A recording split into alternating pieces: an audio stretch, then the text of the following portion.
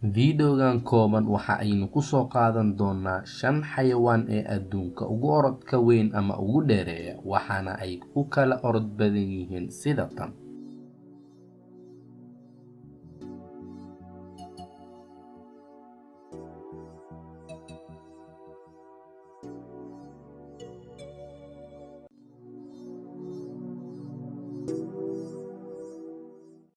Harimacadka waxaa lagu tilmaamaa noolaha adduunka ugu dheereeya xagga orodka, waxaanu saacadii jaraa masaafo dhan 120 kiiloomitir.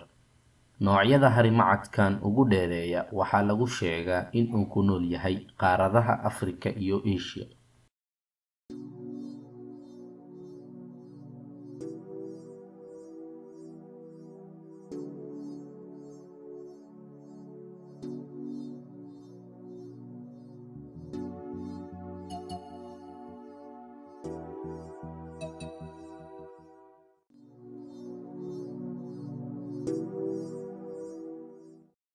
Garanuugta, gaar ahaan teeda geesaha leh, waxaa lagu tilmaamaa in ay tahay xayawaanka labaad ee adduunka ugu dheereeya.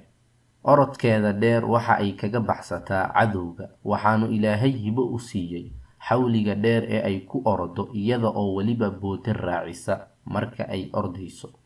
Saacadiiba waxa ay jartaa masaafo dhan 88.5 kiiloomitir.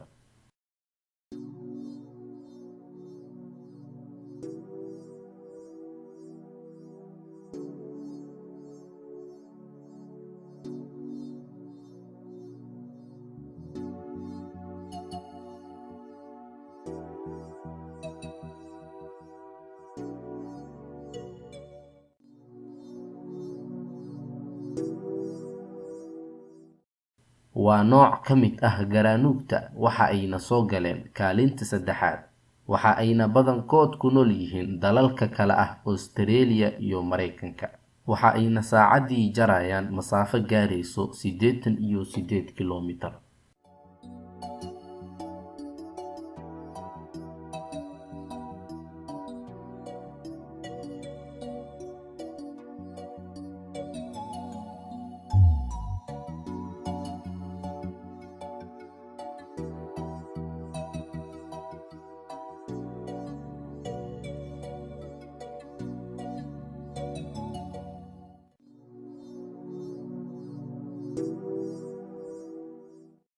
Dibiga bariga ayaa loo yaqaan, waxa uuna soo galay kaalinta afaraad, waxa uuna ka mid yahay xayawaanada ugu orodka dheer noolaha adduunka ku nool.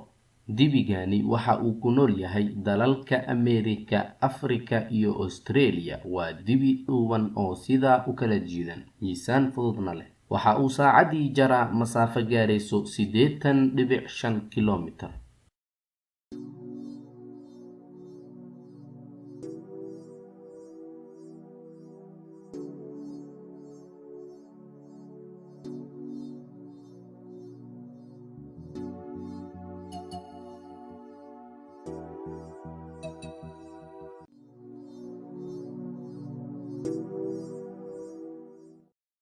Libaaxu waxa uu soo galay kaalinta shanaad, gaar ahaan goosha ama kiisa dhediga. Libaaxa dhediga waxa uu saacadii ku ordaa masaafo dhan 80 kiiloomitir. Noocyadiisa ugu dheereeyana waxa ay ku nool yihiin qaaradaha Afrika, Aasiya, Australia iyo bariga Yurub.